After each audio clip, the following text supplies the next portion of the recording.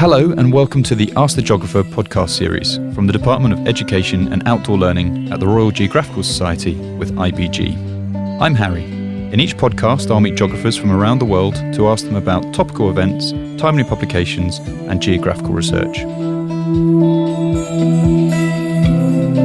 Dr. Kat Scott, Lauren Burton and Laura Wainman join us from the Priestley Centre at the University of Leeds. Now, whilst Kat, Lauren and Laura are not in geography, they are from a very similar department, the School of Earth and Environment. Their work is either in or related to climate science, and they're all passionate about science communication. Kat is the director of the Leeds Ecosystem, Atmosphere and Forest, LEAF Centre, which aims to bring together anyone working on forests from across the university. Her work focuses on the interactions between forests and the atmosphere around them. Lauren is a third-year PhD student and is a communications and engagement intern with the Priestley Centre. Her research looks at the climate of the past warm periods in Earth's history and what we can learn from them in terms of current and future climate change. And Laura is a first-year PhD student specialising in the intersection between volcanic eruptions and their climatic and environmental impacts. Her current work is on the atmospheric and environmental behaviours of metals in volcanic aerosol plumes. We're here today to talk about one of their current projects, Ask a Climate Researcher, which aims to better communicate the risks and solutions to climate change. You may notice that one of our guests today has a stammer. In support of Lauren and the British Stammering Association's No Diversity Without Disfluency campaign, we've not edited any instances of stammering in this podcast. Thank you for joining us today. Thanks for having us. It's great to be here. Lauren, can we start with you first? Tell me about Ask a Climate Researcher. What is it and when did it start? So, in short, the Ask a Climate Researcher project is a climate communications and engagement project that aims to be informative, to open conversations around climate change and ultimately empower people to take climate action. So the project started back in 2019 when researchers from the Priestley Centre went to some of the youth strikes for climate. So our researchers hosted stalls where people at those strikes and those just walking by could come and ask a climate researcher any questions that they had about climate change. And we've been asked a whole range of questions since 2019.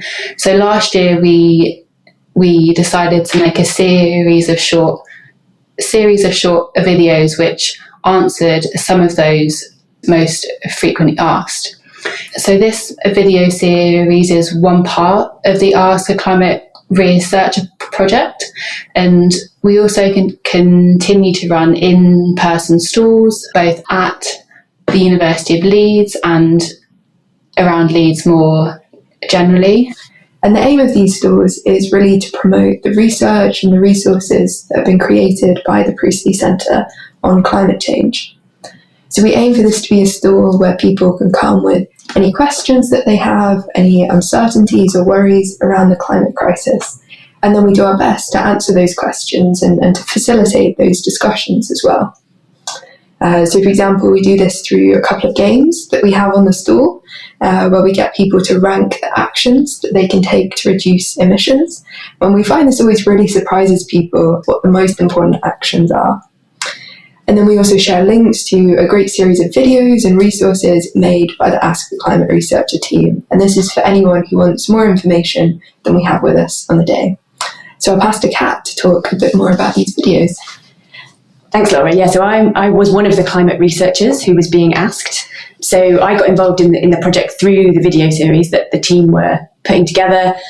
Lauren and the rest of the team had invited a range of researchers who work on all sorts of different topics across the university to come and speak about those in these little bite-sized videos that tackle each one individually. And although it's always very daunting to be on camera, being filmed, speaking about your work, it was really good actually to be able to contribute to something that was going to reach a wider audience and reach people in a different way than we might normally manage through our research articles and kind of normal seminars that we might give. I've watched some of the videos and they are fantastic. We'll put a link to where listeners can find them on the webpage for this podcast. Laura, can we go back to you? What was your role specifically in the project? You've mentioned in-person stalls. Yeah, so I was sort of an outreach volunteer on these stalls. Each sort of stall event, maybe there would be sort of 5 or 6 of us acting as these volunteers, and we would man the stall for sort of slots throughout the day, sort of try and sort of encourage people to come over and talk to us, to ask them what questions they had about the climate crisis, get them to sort of make a pledge, for example, about the actions that they might take, and sort of be this front-facing engagement for the project. And I think it's been really good because we've had volunteers from a range of different backgrounds coming in. So, for example, if there's a question that I can't answer, I can pass over to someone else who's on the stall to have this wider discussion. And is the Ask a Climate Researcher stall set up for open days, or do you tour around the country with it? So we've just sort of been in Leeds to this point, although I think there is great scope for like these sort of stalls to be run sort of both UK and like worldwide as well. And we like tend to sort of run these stalls at like fairs. So one of the stalls we've had this year is for the university's Climate Week. So we sort of try and sort of have like these stalls where like we know that like we see lots of people and like try and get them to sort of bring in these conversations around climate change more in like their days. And Kat, you mentioned that you were one of a number of climate researchers who featured in the videos. Can you tell us a little bit about your clip? Yes, so I did a video about trees and how we might expect them to be able to contribute to helping us mitigate climate change. So we know that fundamentally the main thing we need to do is reduce our emissions of greenhouse gases. We need to do that. We need to do it yesterday, basically. That has to be soon and it has to be substantial. But the other thing that we are increasingly thinking about is how we can take carbon dioxide out of the atmosphere. And that's really where trees come in. And so in the episode, I was talking about the sort of the science behind that, why we think trees can do that. But also, really, it was important to get across that we can't think of planting new forests and planting trees as the one solution that's going to kind of get us out of this situation. It can only really be one part of our approach. And so it was important to kind of try and put the role that trees can play into the wider context. Lauren, I guess the overarching question that you're trying to answer through videos with Kat, for example, is how we can best communicate the different behaviours related to climate change without confusing people. Can we go straight to that point? And is there an answer? Have you worked it out?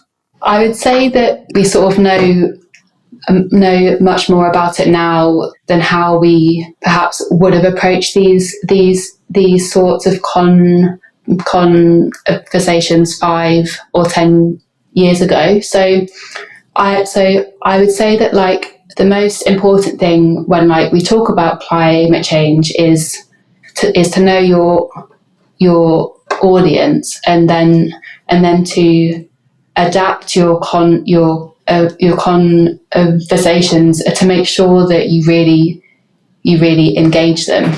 So if you are talking to a climate scientist, for example, then sure, it might work to sort of list off like stats and facts and figures about greenhouse gas emissions or changes to the atmosphere. But actually, climate change is such an important issue that we need to engage everyone, and everyone needs to be informed and feel empowered to act. So the aim should be to engage with people and their own personal interests and make climate change relevant to them. So do they like gardening, for example, and they have to change like the seeds they plant, like like each time of year, or do they live in an area that is threatened by sea level rise, so they might have to install flood defences or move to a different area completely. And not only that, but also the medium by which we communicate. So some people may respond well to sort of these facts and figures, but other people may need to see a piece of art, or like a dance performance, or read some poetry to sort of really feel inspired. At our in-person stalls, we've got some small books of climate related poetry, and they always go down very well. So I think the main thing is trying to find out what inspires someone, and then showing them how they can make a difference, because we don't need to do it all, but we all need to and can do something by using the skills and the interests that we already have. Yeah, I completely agree with Lauren on that. I think it's crucial to approach climate communication from a place of active listening. So not trying to sort of reel off a list of facts and bullet points to someone, but actually trying to find out more about their background and their concerns, and then building the conversation from there. And I think a great way to do this, as Lauren said, is to try and link to an issue that they already invested in and that they already care about. So, for example, if somebody is already concerned about their local air quality or green spaces or food security or supporting refugees, we can link all of these issues to the climate crisis. And perhaps more excitingly, we can also find intersectional solutions that address all of these issues. And I think that can be a real source of hope that hopefully overcomes some of the inertia when we're talking about taking action on climate change. What do we need to be wary of when communicating as educators? Yeah, so communicating on the climate crisis can be really hard, particularly because everyone is approaching it from such different backgrounds and perspectives. As Lauren touched on earlier, what engages one person might turn someone else off completely. So I think another thing that we should be very mindful of when we're communicating, particularly the science of the climate crisis, and one of the biggest sticking points, in my opinion, is how we communicate uncertainty. So, for example, scientists might use the word uncertainty to describe maybe the range of temperature values we might expect to see if we emit a certain amount of greenhouse gases over the next 50 years. And this doesn't mean at all that we're uncertain that temperatures will rise to some extent. And it certainly doesn't mean that the science behind why temperatures will rise isn't robust.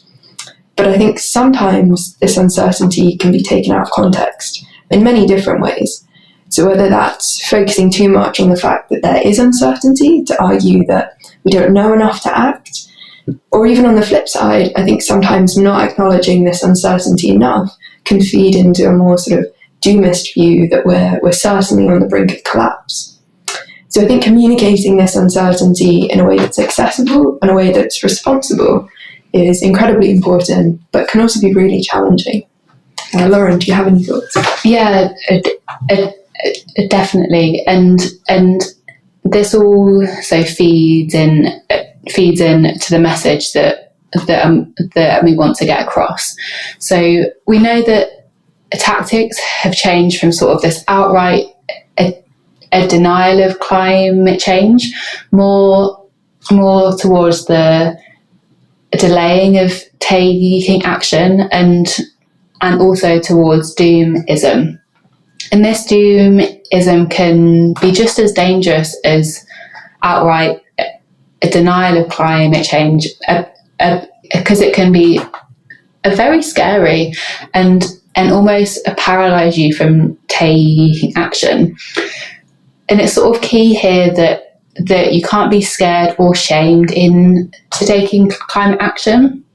And in fact, research shows that one of the best ways to avoid doomism and to remain hopeful is to actually take climate action.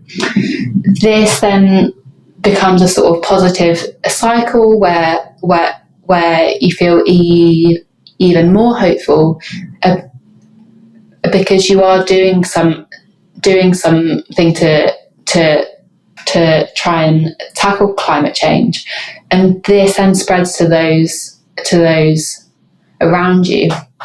So don't just sit around and sort of wait to feel hopeful, and go out and sort of actively seek and make this hope.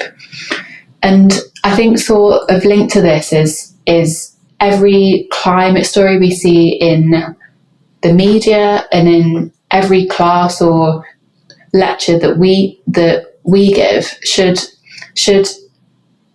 either include or link to resources that both inform and inspire climate action, which then can in turn make us feel more hopeful and less likely to sort of get sucked in to these feelings of doom or climate anxiety.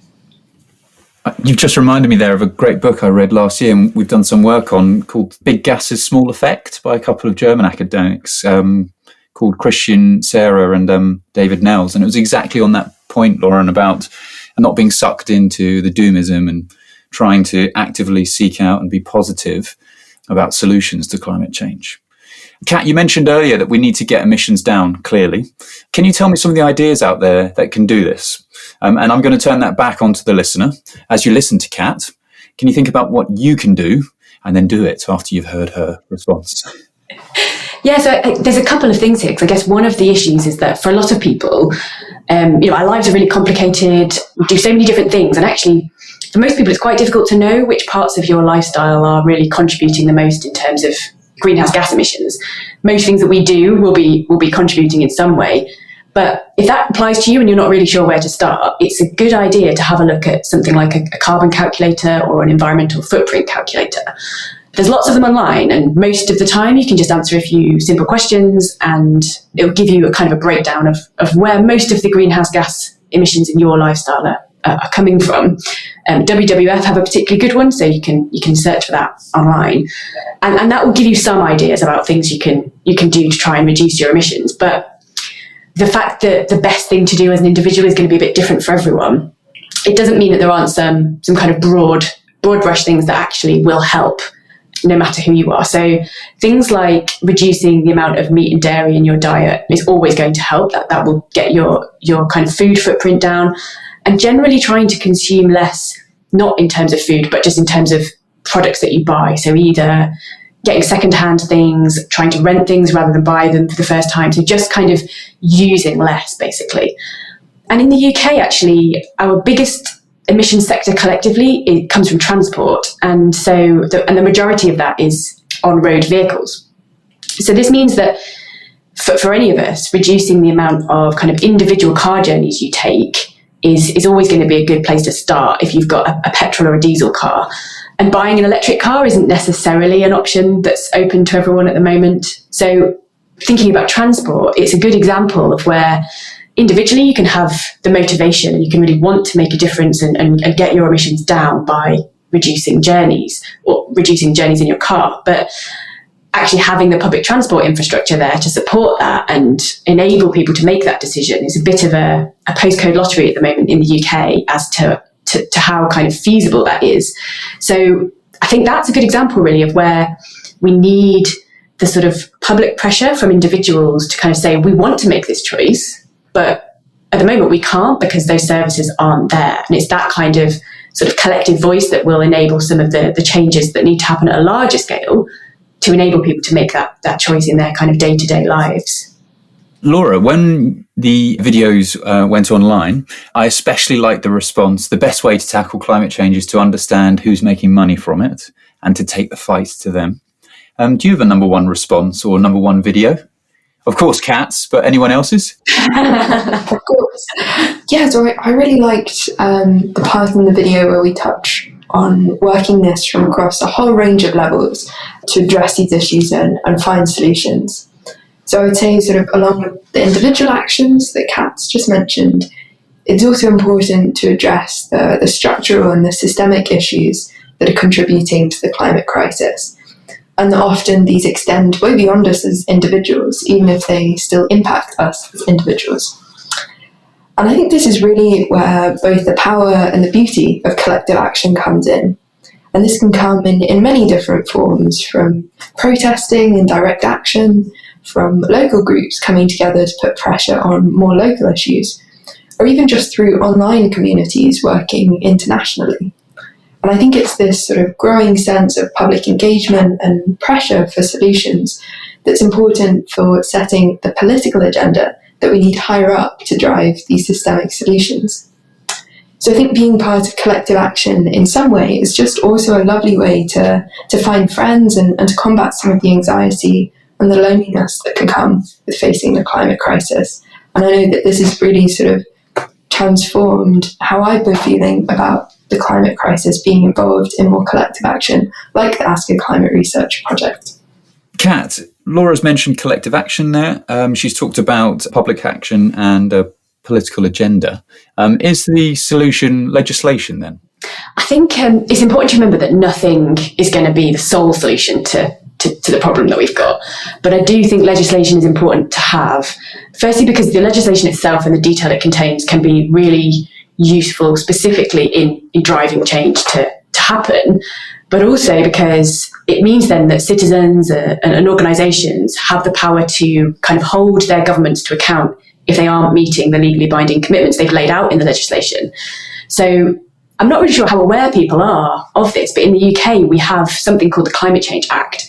It was first established in 2008, and it was actually at the time the first legally binding climate change mitigation legislation set by any country in the world. So when it first came into being, the target was to reduce our emissions by 80% by 2050. So that's relative to what they were in 1990.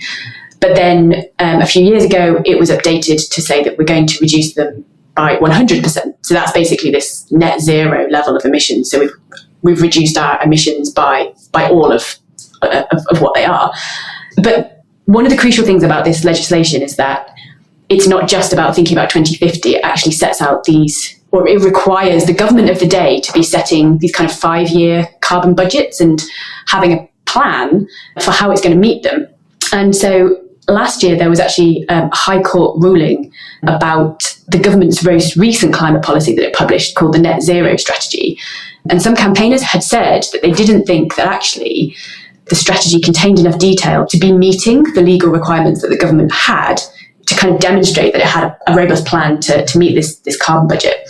And actually the judge kind of ruled in their favour on that particular issue. And so there has been a kind of a legal challenge where it's meant that then the government had to kind of go away and issue an updated strategy to sort of convince everyone more robustly that actually they do have a plan for how they're going to meet those emission reductions targets.